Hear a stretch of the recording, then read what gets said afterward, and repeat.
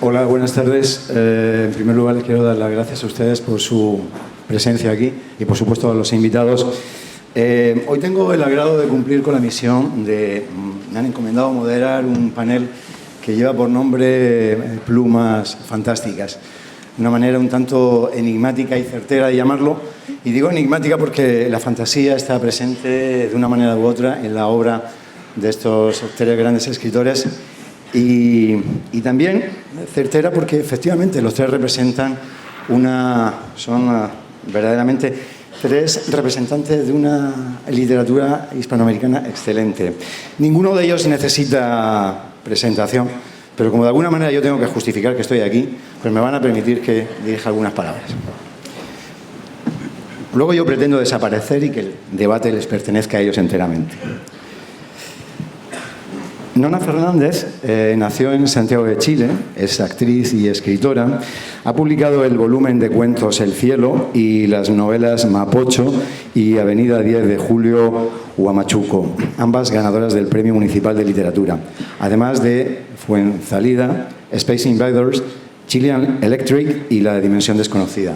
También es autora de las obras de teatro El taller, ganadora de los premios Altazor a la mejor dramaturgia, y Nuez Martín y Liceo de Niñas. Ambas obras han sido estrenadas por su compañía La Pieza Oscura. Algunos de sus libros han sido traducidos al alemán, al francés y al italiano. Y en el año 2011 fue elegida por la Feria del Libro de Guadalajara como uno de los 25 secretos mejor guardados de la literatura latinoamericana. Pero debe ser que no era un secreto también guardado porque precisamente en el marco de esta feria, que es el evento literario más importante en lengua castellana, acaba de ganar la 25 edición del Premio de Literatura Sor Juana Inés de la Cruz por su novela La Dimensión Desconocida.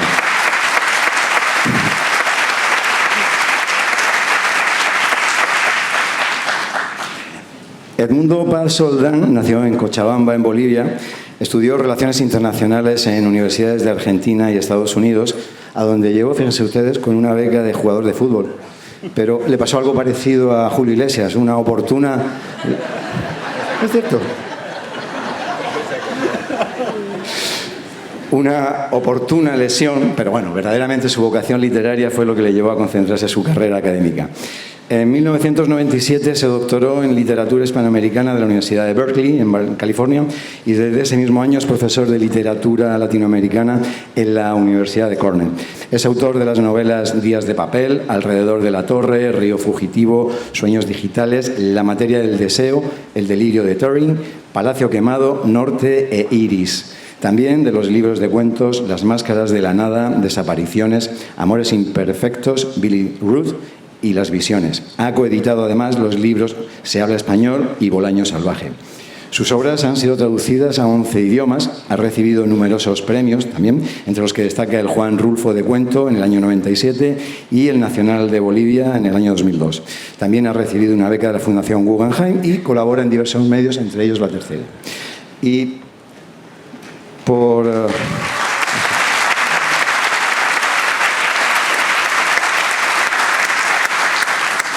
Y en el centro está alguien a quien muchos de ustedes probablemente también conozcan porque juega de local, es de aquí de Valparaíso, nació en Valparaíso.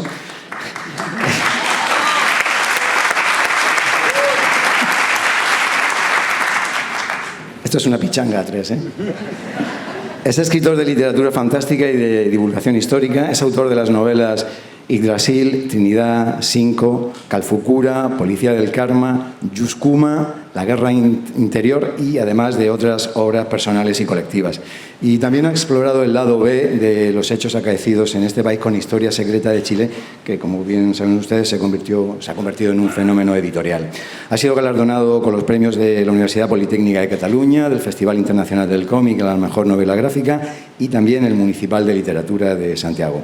Se caracteriza por experimentar en diferentes plataformas narrativas, desde piezas audiovisuales hasta intervenciones radiales, redes sociales y espacios en televisión, pasando por formas de expresión gráfica como los cómics, la ilustración y el libro objeto.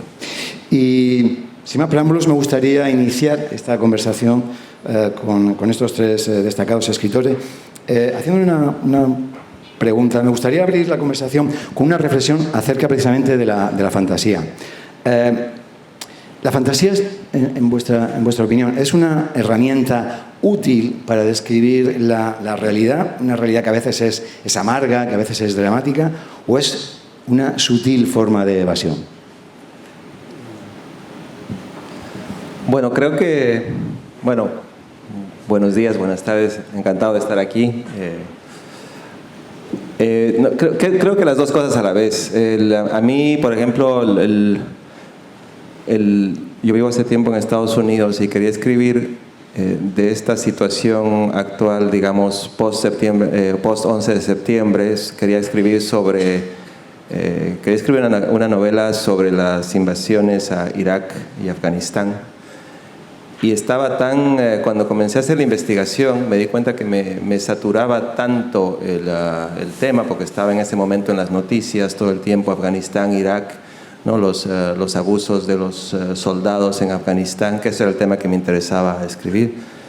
Que le dije a un amigo, me acuerdo, un amigo que tú conoces, Jorge, Andrew Brown, que le dije un día, le dije, oye, me interesa mucho este tema, esta historia de estos soldados psicópatas en Afganistán, pero me satura hacer la investigación sobre toda la cosa en Afganistán. Y él me dijo, bromeando, y me dijo, oye, ¿por qué no ambientas tu historia en Marte? Creo que era tan disparatado el consejo que me quedé pensando. Y dije, claro, bueno, no va a ser Marte porque es un planeta muy colonizado por grandes escritores, y dije, mejor no me meto con Marte. Entonces me puse a dar vueltas y ¿por qué no creo un territorio? Y ahí me inventé un lugar que se llamaba Iris y situé la historia de estos soldados psicópatas ahí. Pero claro, el momento en que creas un espacio, que no era un planeta, era una isla llamada Iris, ese momento entra toda una tradición de la literatura de ciencia ficción, de la literatura fantástica, la isla del Dr. Moreau, la invención de Morel, libros de la Edad Media que tienen que ver con islas fantásticas. Entonces, de pronto, comienzas a darte cuenta que tú estás como dialogando con dos espacios, ¿no? Con este espacio más de entretenimiento y evasión que tiene que ver con estas novelas historias ambientadas en islas donde ocurren cosas fantásticas, y por otro lado estás tratando de escribir algo que tiene que ver con la situación, con el imperio en el siglo XXI, con las caras del imperio. Entonces, eso para mí es lo que me atrae del género fantástico, la ciencia ficción, que te pueden permitir este doble juego.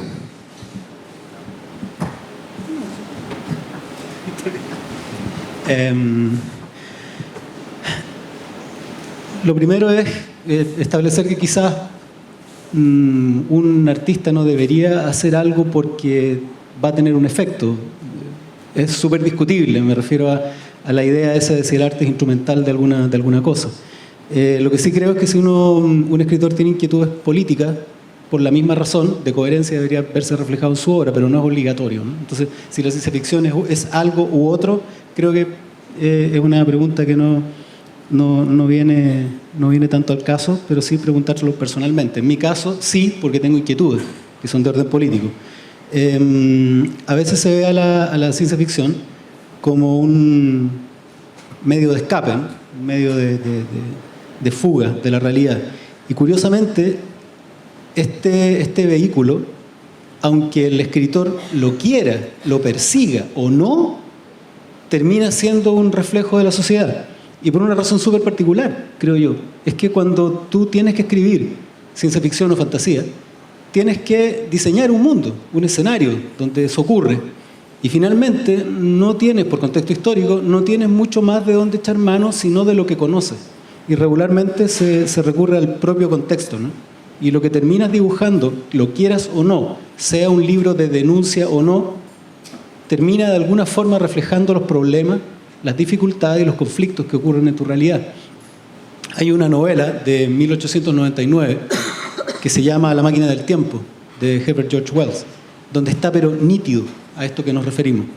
El protagonista viaja al futuro, a un futuro extraordinariamente distante, y lo que se encuentra es una sociedad de gente bella, pero muy estúpida, que se alimenta de unos manjares que no saben de dónde vienen y se dedican todo el día a jugar, a pasarlo bien, y son extraordinariamente tontos, los Eloi, ¿no? Y este tipo dice, pero qué mundo más maravilloso, hasta que llega la noche y descubre que hay una raza de gente contrahecha, fea, sucia, que vive bajo tierra operando unas máquinas, que sube a la superficie y se alimenta de los Eloi, ¿no? Se alimenta de estos personajes. Y lo que uno ve no es ni más ni menos, lo que uno, tras un mínimo proceso reflexivo, te das cuenta que no es ni más ni menos que el temor de la época victoriana al surgimiento de las clases obreras. En el fines del siglo XIX, la nobleza europea era efectivamente una nobleza estúpida, gastada por la endogamia, con problemas, con enfermedades reales, producto de estar casándose entre primos y hermanos, donde habían verdaderos tontines en puestos de poder tremendos, como el Kaiser, y el temor de esta clase que era vista como fea, amorfa, con gente contrahecha que trabajaba en las profundidades de las máquinas, y el riesgo de que ellos tomaran el control y se alimentaran de esta clase noble. O la Guerra de los Mundos, del mismo Wells, donde en el fondo lo que sí ahí conscientemente el escritor quiere comunicarle a los londinenses, a los ingleses, es qué te ocurriría a ti londinense, si llegara una raza extraña, extraordinariamente superior, y te aplastara de la misma manera como el ejército británico va a Tailandia o va a India y hace lo propio. Una invasión extraterrestre como metáfora del colonialismo, ¿no? Entonces la respuesta es un poco esa. Existe la posibilidad de hacerlo intencionalmente, como comenta Edmundo, pero mi reflexión es que lo quieras o no, cuando tú dibujas un mundo aparte, inevitablemente va a ser un reflejo de los conflictos y los problemas que vive tu propia sociedad, ¿no? Ajeno a qué tan escapista quieres escribir la fantasía. Hola, buenas tardes. Sabes que primero quiero agradecer a Aporto Ideas por la invitación, para que estemos aquí conversando. Quiero agradecerles a ustedes también y quiero hacer una advertencia. Estoy con un problema un poco bronquial y puede que en algún minuto me ponga a toser como enferma de la cabeza. Pero no se asusten, está todo controlado. Pero quiero advertirlo por si pasa, porque me pasa. Volviendo a la pregunta, bueno, quiero decir que para mí es muy insólito estar acá en esta mesa de literatura fantástica, porque no me considero muy cercana al género. No trabajo desde ahí, no tengo libros de ciencia ficción, no escribo fantasía. Pensé que me habían invitado porque yo era fantástica, pero entiendo que voy a tener que hablar de esto, ¿no? Poniéndome en el tono y tratando de aportar a la pregunta, aunque insisto que me siento un poco ajena, creo que hay algo fundamental en el momento en el que uno escribe, o por lo menos lo voy a pasar por mi experiencia, ¿no? Que es que normalmente, por lo menos para mí, el espacio de la escritura es un espacio donde yo intento poner sobre la mesa los materiales que a diario me convulsionan, me llenan de congoja, de desasosiego, me alteran, me perturban, incluso me alegran. Esos materiales en el día a día es difícil reflexionarlos, por lo menos para mí. No tengo cabeza, no tengo espacio, no tengo cuerpo para hacerlo. Sin embargo, en el espacio de la escritura puedo hacerlo. Y normalmente lo que me pasa es que me doy cuenta de que van cayendo y voy reflexionando en ellos y voy observando y tomando partido por un punto de vista que normalmente no es el punto de vista normal en el cual nos movemos todos. Creo que la realidad está llena de pliegues y de grietas y de secretos y de enigmas que normalmente, por la vida que llevamos, en este modelo en el que nos movemos, no vemos, no tenemos tiempo de mirar. No es necesario escribir para hacerlo. Yo lo hago desde ahí porque ese es mi espacio de trabajo, pero cualquier ciudadano puede hacerlo si quiere, ¿no? Observar esta zona crepuscular, esta zona gris, donde las cosas ocurren de otra manera, donde las cosas que se nos ocultan sí son reales y donde puede pasar cualquier cosa. Creo que eso podría ser para mí una hebra de lo fantástico en mi escritura, porque yo me alimento de la realidad. Es ese mi gran material y es ese mi motivo también en el momento de escribir. Yo escribo para intentar interpretar, reflexionar o entender lo que está pasando a diario. Y lo que está pasando a diario es tan chiflado, es tan delirante, muchas veces, lo conversábamos recién acá detrás en bambalina mientras esperábamos que ustedes entraran, es tan delirante la realidad tal cual, si la queremos ver tal cual es, si queremos mirarla al espejo de verdad, que cuesta interpretarla si no es en códigos que parezcan los de una fantasía, los de una ficción, los de algo que podríamos interpretar como algo extraño. Pero la realidad es más extraña de lo que parece. Pensaba un poco en el último libro que escribí, que se llama La dimensión desconocida, que un poco alude en el título a eso, a esa zona crepuscular, a esa serie, por supuesto, setentera, que se trataba de, no sé si la vio alguien aquí, donde la realidad aparente funcionaba muy bien, siempre había una grieta que si tú sabías observar, entrabas en ella y ibas a llegar a una realidad completamente abyecta, extraña, fabulosa, perturbadora. Para mí la literatura es una invitación a eso, a entrar a esa grieta. Entonces creo que por ahí podría yo entrar en esta mesa de literatura fantástica. Sí. Hablemos del tiempo, si os parece. Su manejo no convencional en vuestras obras lo convierte en un elemento muy destacado. En unas ocasiones es una especie de aliado, en otras es como una presión agobiante, incluso como una anestesiante vía de escape o un juego de las emociones. ¿Qué papel cumple, qué rol tiene el tiempo en vuestra producción? Bueno, a mí me interesa que cada vez más trabajar el tema de esa acumulación histórica que llevamos muchas veces sin saberlo, ¿no? Simplemente porque eres parte de una región o de un país o de una cultura. Por ejemplo, ¿no? Hace un tiempo visité las minas de Potosí y en Potosí hay una tradición que es la tradición del tío, que es una tradición increíble, que es cuando tú vas a una mina, a la entrada de la mina hay una estatua, es una estatua de un diablo, un macho cabrío, al que le tienes que llevarle dinamita o cigarrillos o hojas de coca como una ofrenda para que te deje entrar a la mina, porque es una tradición de los mineros de que, si bien el 98% de los mineros en Bolivia son mineros católicos, mantienen creencias, es un catolicismo pagano, sincrético, ¿no?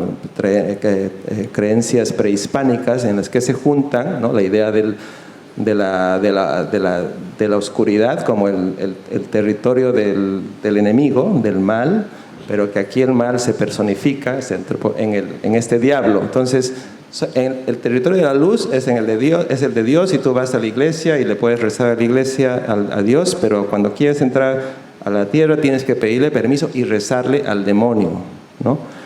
Y me pareció, o sea, como una historia, digamos, como un mito, pero también como una historia simplemente para escucharla literariamente.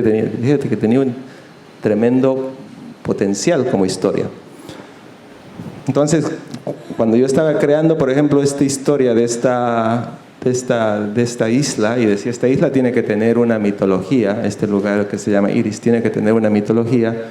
Entonces lo que hice fue robarme esta historia o adaptarla a la isla, y dije, en un lugar así, el Dios no puede ser un Dios benigno, digamos, tiene que ser un Dios que tenga dos caras, un Dios que sea Dios y diablo a la vez, ¿no? Pero al momento de entrar a la historia del tío, que además los mineros lo ven como alguien de la familia, por eso le dicen el tío, y cuando tú hablas con un minero y te dice, el tío me ha dicho esto, el tío me ha dicho aquello, tú piensas, si no entiendes muy bien del mito, piensas que está hablando de un tío verdadero, pero es el tío, el gran tío de la mina. Bueno, el asunto es que, claro, inmediatamente entra toda una larga historia traumática de la colonia en Bolivia, del saqueo de las minas en Potosí.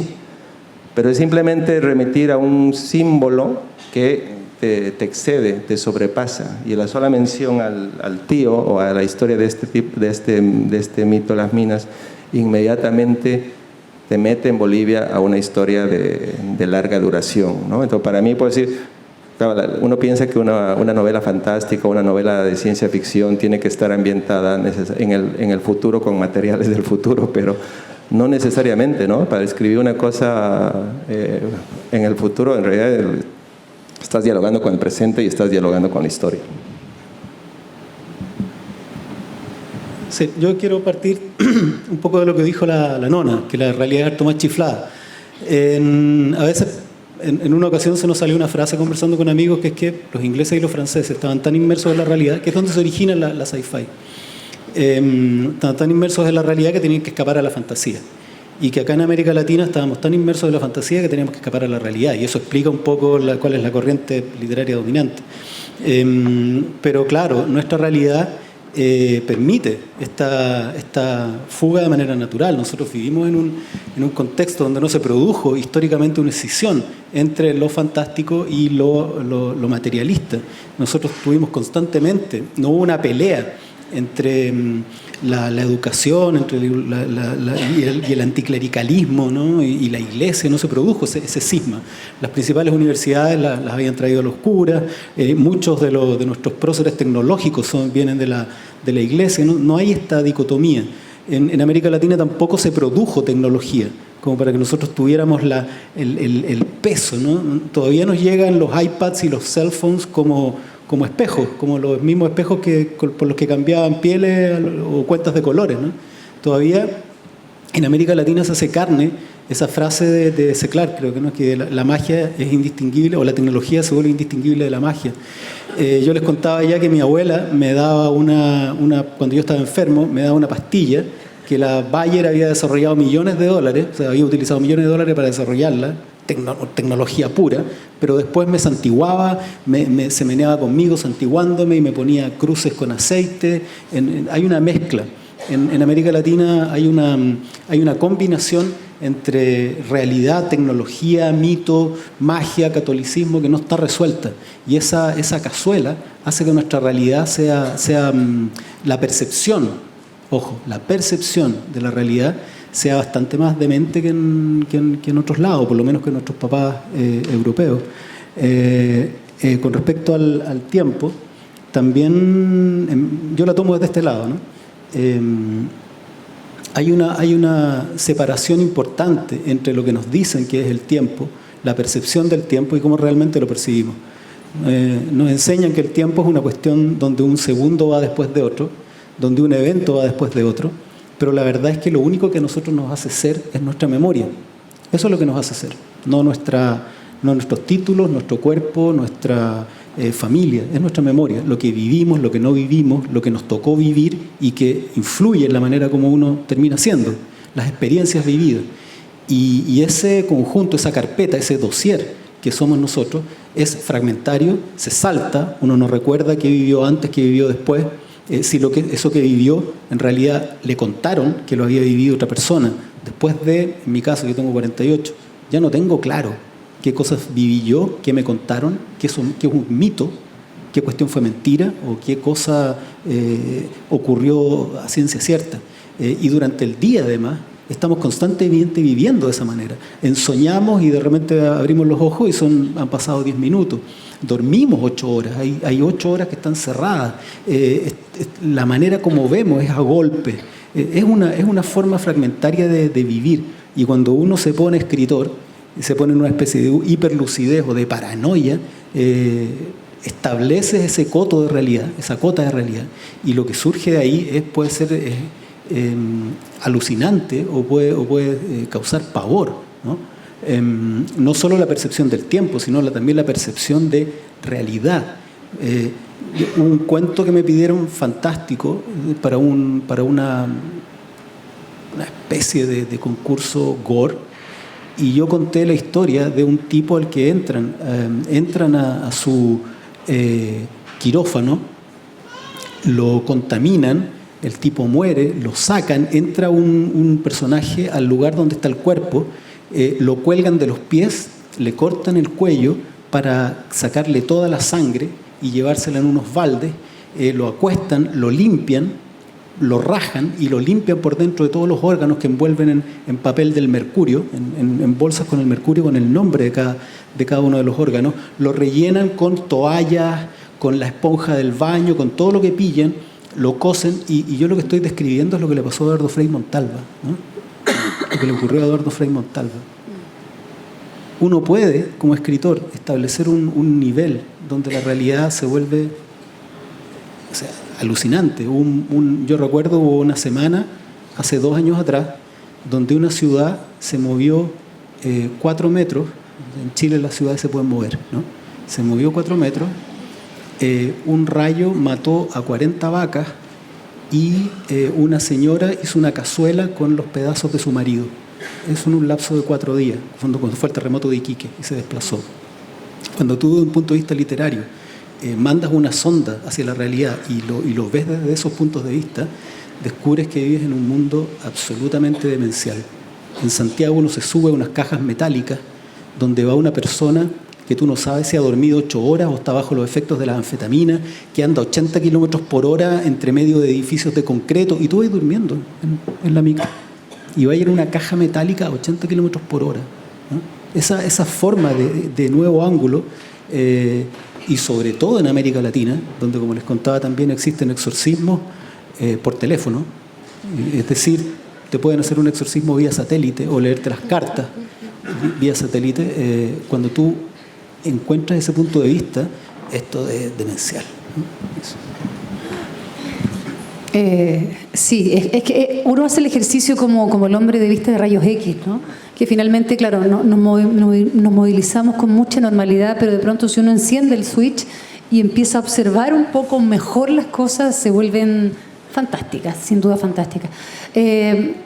Respondiendo a tu pregunta, Manuel, sobre el tiempo, hay un autor, hay un maestro del cine ruso que yo admiro profundamente, por eso siempre lo cito cuando cabe, que es don Andrei Tarkovsky, autor también de una película de ciencia ficción maravillosa que se llama Solaris, que tiene un libro que lo recomiendo mucho, que se llama Esculpir en el tiempo. Yo encontré ahí de alguna manera una especie de teoría sobre lo que a mí me gustaba hacer en el momento de escribir, que era detener el tiempo. En esta enajenación en la que vivimos a diario, darme un espacio para poder detener el tiempo y esculpirlo.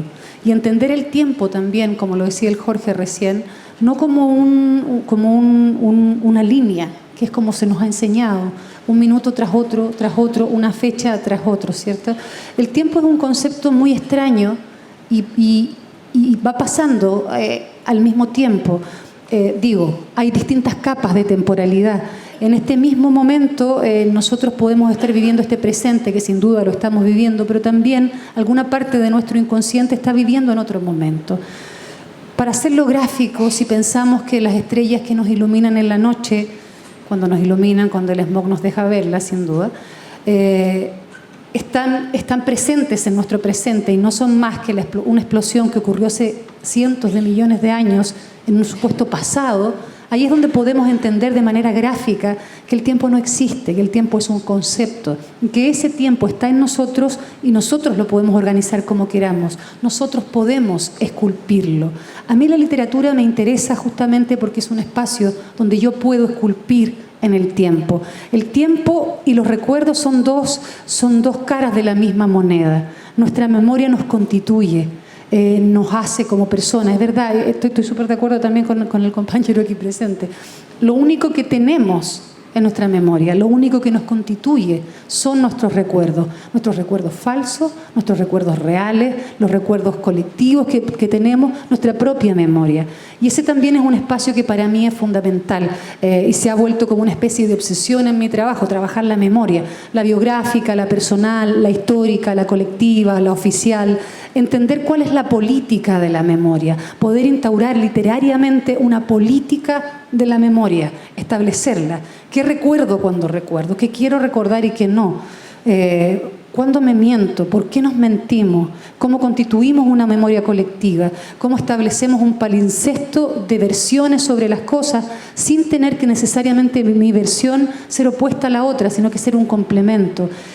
He estado en eso, intentando darle vueltas al tiempo y a la memoria para poder ir estableciendo más preguntas. Como ustedes se dan cuenta, no tengo respuestas, tengo más bien interrogantes que preguntas, pero creo que el tiempo y la memoria son dos materiales fundamentales de trabajo a la hora de escribir.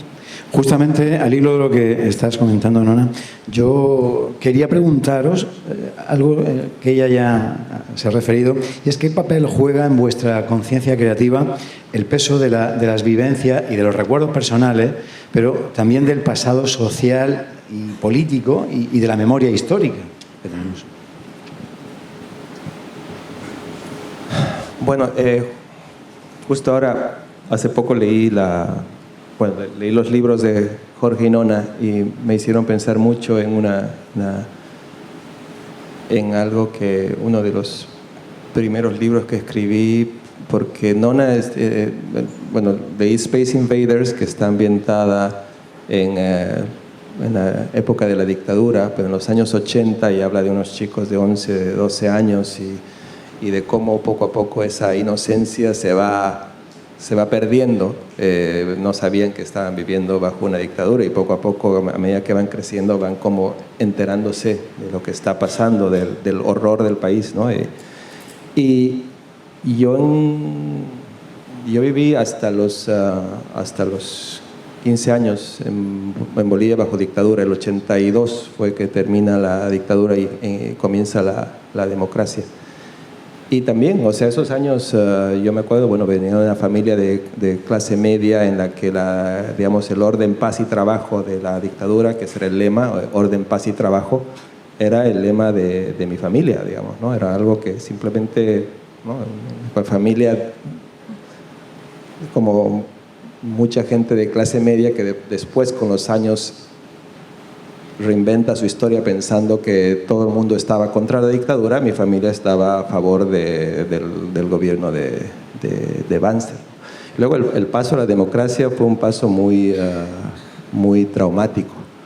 Entonces con los... Eso es lo que hablas, por ejemplo, en Río Fugitivo. En Río Fugitivo, exactamente. Entonces, cuando yo quería escribir en realidad una novela de la nostalgia, una novela del último año de colegio, que era el 84, que era un año en que en Bolivia tuvimos el 36.000% de hiperinflación, que creo que es uno de los 5 países o 5 récords mundiales de hiperinflación.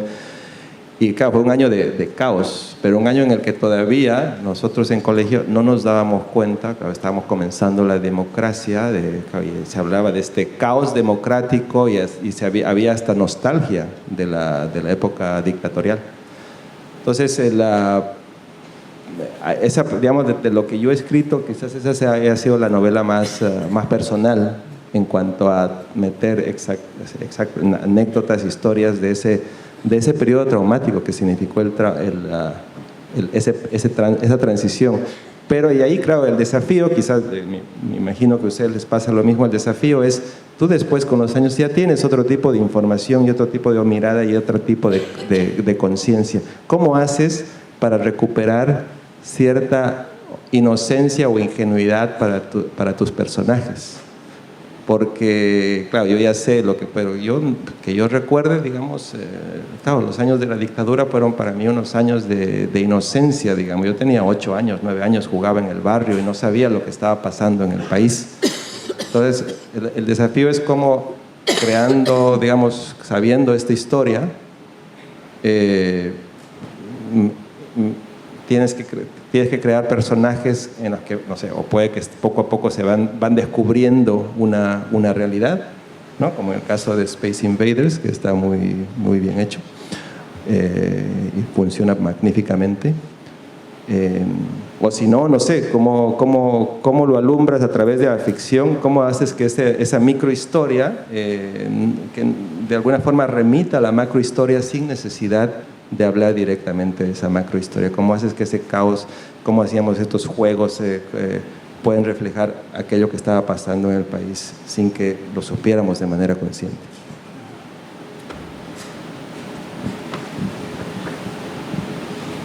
Claro, existe una memoria personal, una memoria familiar, una memoria en la ciudad, una de país, ¿no? Contexto, unos anillos concéntricos cada vez más amplios. Y siempre me ha dado la impresión que el gran tono es esta memoria personal, y esto yo creo en la esencia, ¿no? Y creo que uno viene de cierta manera. Yo vi a mi hijo con 2 años y tenía una personalidad, y creo que uno viene, ¿no? de una cierta forma. Y de qué manera esa forma es modelada, primero por el contexto familiar y después por lo que ocurre afuera. Creo en este primer nacimiento a los 9 meses y en un segundo útero, que es el familiar, y un segundo nacimiento cuando uno tiene 12, 13 años, le salen hormonas, pelos y todo, y nace a la sociedad y ve lo que ocurre. En mi caso, a los 13 años, yo lo que vi fue las primeras protestas nacionales, ¿no? Con Rodolfo Seguel a la cabeza, el año 83. Yo tenía 13 años, el 83. Y lo que descubrí en ese momento, porque venía de una familia de gente trabajadora de clase media muy baja, que no estaba involucrada en política ni en nada, y lo que descubro era que en el país estaba gobernando Darth Vader y que estaba la rebelión, ¿no? Básicamente. Y que todo era muy, además todo tenía una cuestión muy épica, ¿no? Porque el mal era absolutamente identificable y el bien era absolutamente identificable también. No habían matices, había un gran monstruo que estaba matando gente y habían unas personas que estaban combatiéndolo, ¿no? Que era lo correcto. Entonces, ese es mi contexto. En ese contexto nací por segunda vez. Mi contexto familiar es el de Valparaíso, es el de una familia del Cerro Esperanza, originaria del Cerro Bellavista y del Cerro Mena, ellos dos, y una familia muy católica, con un niño, que era yo, les estaba contando justo allá adentro en el pasillo, muy influenciable, un niño muy temeroso, un niño muy introvertido y sumamente frágil, emocionalmente muy frágil, muy tremendamente frágil. Sufrí los terrores de, les estaba contando, mi abuela, muy católica, los castigos divinos, el diablo, el fin del mundo. Yo lloraba noches completas, tenía que dormir mi mamá conmigo porque yo le tenía horror a que en cualquier momento se desatara el fin del mundo. Todo esto, por supuesto, mezclado con la Guerra Fría. Se me ocurrió leer un libro que publicó Pablo Uneus que se llamaba Lo impensable, sobre los efectos de una eventual guerra nuclear. Y ahí la cosa se me mezcló de manera espantosa, porque además tenía Darth Vader, tenía a esta cosa católica, hasta que una noche ocurrió el horror. Soñé nítidamente que se abría el cielo como si fuera un estómago, una herida, caía una cascada de sangre y aparecían desde esta herida los ejércitos del Señor a caballo con lightsabers radioactivos. Dormí con mi mamá y mi papá un mes. Horror. Yo les contaba que mi abuela me llevaba a una tradición que tenía ella de recorrer 12 iglesias porteñas para Semana Santa. Las 12 estaciones, decía ella. Y la recorríamos. Y yo recuerdo con particular horror dos en particular. Primero, el Cristo de la columna, el Cristo atado a la columna de la Iglesia de los 12 Apóstoles, que yo con los 7 años veía este hombre de tamaño natural, herido, rajado entero, sanguinolento, con unas cosas con puntas en la cabeza que me decían que había muerto por mí de unas maneras horribles. Después me llevaba a otro donde había literalmente, lo veía así yo, un pedazo de carne colgando como en una carnicería, hecho pedazos, sangrando. Mi abuela me decía, reza, Cristo, báñame en tu sangre. Yo tenía 7, 8 años. Y para coronar esto, al Cristo de la Matriz, que debe ser, todo el mundo sabe acá que debe ser el único del mundo sentado pierna arriba, el único Cristo sentado pierna arriba que debe haber, y remata todo con, míralo. ¿Te fijas en la cara, en la cabeza? Sí. Todos los años baja un poco. Ok. Cuando la pera le toque el pecho, va a ser el fin del mundo.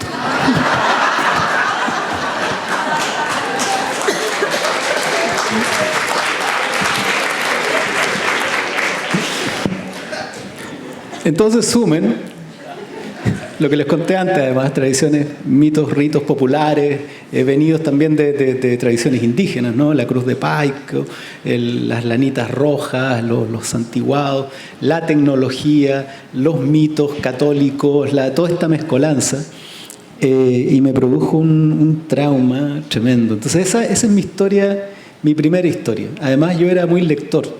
y era un lector absolutamente... la palabra no es heterogéneo, yo creo que la palabra es promiscuo, porque tuve una introducción a la lectura bien rara. Mi papá era chofer de la Católica, ¿no? Y donde estacionaban los autos era en un galpón que estaba en la avenida Argentina al fondo. Y ahí también a veces guardaban los fardos de libros de la editorial universitaria. Y como al niño le gustaba leer, y parece que los libros son buenos, todos, ¿no? Mi papá agarraba cualquiera y me lo llevaba.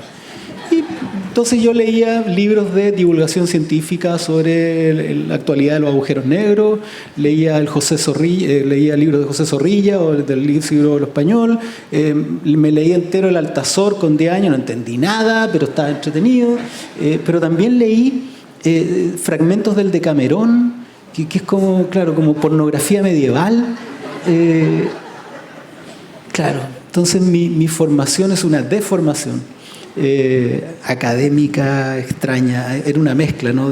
También una vez encontré un libro que se llamaba Luciferismo, y él no se entendía, ¿no? Porque satanismo suena más claro, pero luciferismo y también ahí contribuyó a mi desorden y caos atroz de un niño muy asustadizo además. Entonces, esa historia, después, como les digo, a los 13 años, se junta con esta otra, nacional, como ven la pasé súper bien, y se convirtió en el gran tema, ¿no? La lucha del bien y del mal, y también una lucha por la memoria y por lo que somos, los retazos de información, los retazos de tradiciones, la degradación de las tradiciones, la degradación de la información, una especie de patio de escombros, ¿no? Una memoria llena de agujeros, porosa. No tuve formación académica, tuve choques de temas muy diversos, y históricamente también y tradicionalmente también me llegaron los ecos de las tradiciones indígenas, ecos de tradiciones católicas deformadas por la mente muy simple, sencilla y humilde de mi abuela, una persona muy potente. Entonces, en mí el tema del tiempo y de la memoria también es un tema. El tiempo y la memoria como el fragmento, como el desecho, como el trauma, como la imagen, como la epifanía. Agregando lo que dijo la nona, acá, claro, todos estamos viviendo una forma distinta, todos vivimos una forma distinta de tiempo y de recuerdo, pero lo que hay que decir es que todos acá, cada uno, está viviendo una velocidad de tiempo distinta ahora. Y cada uno acá va a recordar cosas completamente distintas de lo que acabamos de hablar. Y cada uno de acá, si escribiera un reporte sobre lo que se dijo aquí, va a salir con conclusiones y con reportes y recuerdos completamente distintos. Esa es la precariedad en la que se sostiene y se articula lo que se entiende por memoria, no solo la personal, sino también la social. Imagínense lo que es la memoria en la historia hacia atrás, o las memorias de grupos que ni siquiera la han escrito, sino que se la cuentan de unos a otros. Hay que pensar que la manera como se registran las experiencias, además, son nuestros sentidos, que son extraordinariamente precarios. Los ojos, la visión, debe ser de las más pobres del mundo animal, con un registro de longitud de onda minúsculo, ¿no? Y además, cada uno con sus particularidades, lentes, más miope, más volado también, que no miró donde correspondía. Nuestros oídos, nuestra lengua son de las peores de los mamíferos, ¿no? El lenguaje que utilizamos, además, produce malentendidos, pero a granel, lo que uno pueda decir y cómo el otro lo recibe, porque son chasquidos. En el fondo, esta telepatía que estamos tratando de hacer, de comunicar lo que yo pienso a tu cabeza a través de hacer chasquear el aire, utilizando letras y palabras que no siempre llevan lo que uno cree, porque lo que yo creo no es lo mismo que tú crees sobre esa misma palabra. Todo esto arma un tinglado muy precario. Nosotros nos sentimos mega seguros, como el tipo que está durmiendo en la micro, ¿no? Pero esto es un vehículo muy, muy precario. El registro de nuestra realidad, de nuestra memoria y de nuestro tiempo requiere utiliza sentidos y herramientas, 4 o 5 herramientas muy precarias y muy pobres, ¿no? Entonces, yo me sitúo un poco desde ahí cuando hablo de lo que yo hago. Eso. Yo creo que pensando en la memoria histórica, en cómo eso se presenta en los trabajos, ¿cierto? Creo venir de una generación que está un poco condenada al recuerdo. Yo nací el año 71, el 73 fue el golpe, y mi infancia y mi adolescencia, mi primera juventud, digámoslo así, mi despertar al mundo, se ocurrió en tiempos de dictadura, ¿cierto?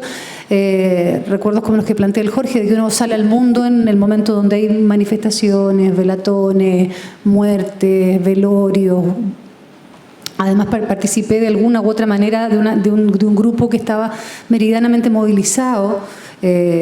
Pertenecí a los movimientos secundarios de los años 80. Queríamos tener una federación de estudiantes, recuperar una federación de estudiantes. Teníamos 15 años y luchábamos en contra de la dictadura. Entonces viví una adolescencia politizada. Pensando en esto que estamos hablando, de lo importante que es la memoria y la memoria personal y biográfica también en los escritos que hacemos, evidentemente para mí la memoria histórica, porque viví ese minuto de mi vida en un momento tan especial también de Chile, se vuelve súper protagónico. Y se vuelve protagónico también porque mi vivencia fue una vivencia extraña en términos de que no terminaba de entender lo que estaba ocurriendo. Uno entendía que estaban los buenos y estaban los malos, pero lo específico, la detención de lo que ocurría, de tener ese minuto para poder analizarlo en ese momento, yo no tenía ni la información ni las herramientas. Pero ahora que ha pasado el tiempo, juego a que las tengo o intento tenerlas. Entonces parte de mi trabajo ha sido intentar volver atrás y comprender lo que no comprendí. Y lo que después no nos fue explicado tampoco, porque digámoslo eso, confiamos mucho que cuando llegara la democracia íbamos a entender mejor lo que había ocurrido. En términos generales lo hemos entendido, hay mucha más información. Pero no está toda la información, no todos han hablado, no todos pueden hablar, algunos ya no existen incluso. Entonces eso fue generando, sobre todo en los años 90, que son los años en los que yo empiezo a escribir, para mí una gran congoja, mucho desasosiego. Yo quería saber, quería que me explicaran, le exigía mucho a los viejos que me dijeran. Y empecé a entender que de pronto no es fácil recordar, que la memoria a veces es angustiosa y es dolorosa, que el ejercicio del recuerdo puede ser volver a vivir algo que no quieres volver a vivir, y que había a lo mejor cierta responsabilidad en mí, que tenía cierta inquietud al respecto, de poder reconstituir esos hechos completando con la imaginación. Hay un autor español que se llama Jorge Semprún, que él estuvo en campos de concentración y él siempre hablaba y decía que la única manera de establecer una verdad escrita era imaginando, porque existe una imposibilidad de recordar. Cuando uno establece o entiende que es imposible recordar y que hay lugares donde no vamos a llegar nunca recordando y que incluso a lo mejor es mejor no recordarlo, podemos imaginarlo. Y eso ha sido para mí un poco el trabajo de reconstitución de escena. Yo también juego mucho a eso cuando trabajo, a reconstituir escenas como un detective, como un tira, ¿no? Poner sobre la mesa forense los materiales y empezar a analizarlos. Ya, esta fue la escena. Porque normalmente trabajo con escenas que viví históricamente, digamos, en este pasado adolescente o juvenil, o escenas que me llamaron la atención. Y pongo esos materiales sobre la mesa forense y empiezo a analizarlos, ¿no? Sí, de hecho, La dimensión desconocida tiene incluso elementos casi periodísticos en algún momento. Claro, ahí como que ya me empecé a ir al chancho, porque antes, lo que pasa es que antes hacía ese juego forense, pero todo el procedimiento lo escondía, dejaba solamente la historia. Ahora me parece muy interesante también develar el procedimiento forense. ¿Cuál es la investigación que hago? ¿Cuáles son las fuentes a las que recurro? ¿Cuáles son las conclusiones erradas o no? ¿Qué es lo que imagino? ¿Qué es lo que cuento? ¿Qué es lo que es ficción? ¿Qué es lo que es real? Y eso también va cayendo a la mesa de la autopsia, ¿no? Que es un poco como me gusta pensar que es el trabajo también. Pensando también el cuerpo literario, el libro, no solamente como una historia, sino también como un cuerpo, ¿no? Como un cuerpo que uno lo constituye con una investigación, que lo cercena, que lo investiga, que lo trabaja, que lo reflexiona, que lo analiza. Me fui en volá. Pero volviendo a lo que tú preguntabas, claro, se hace fundamental y yo creo que estoy vengo de una generación un poco condenada a eso, a estar un poco pegados ahí. A mí muchas veces se me pregunta si voy a escribir de otras cosas y yo misma me lo pregunto y yo misma intento cada vez que establezco una fantasía de libro salir de la memoria histórica. Y no puedo, es una condena, se me vuelve aburrido el material y también creo que tiene que ver con que no entiendo el presente si no lo establezco también a partir de las líneas del pasado. Creo que el pasado es el mejor mapa de ruta para entender el futuro y el presente. Entonces cada vez que establezco una novela, mis novelas siempre pasan en el ahora, pero van para atrás y hacen este juego como de ir y retroceder para poder establecer un tiempo extraño y paralelo, donde ocurre todo al mismo tiempo. Pero se me vuelve fundamental el pasado como una especie de, como decía, de mapa de ruta. Es el lugar, es como mirar las estrellas, ¿no?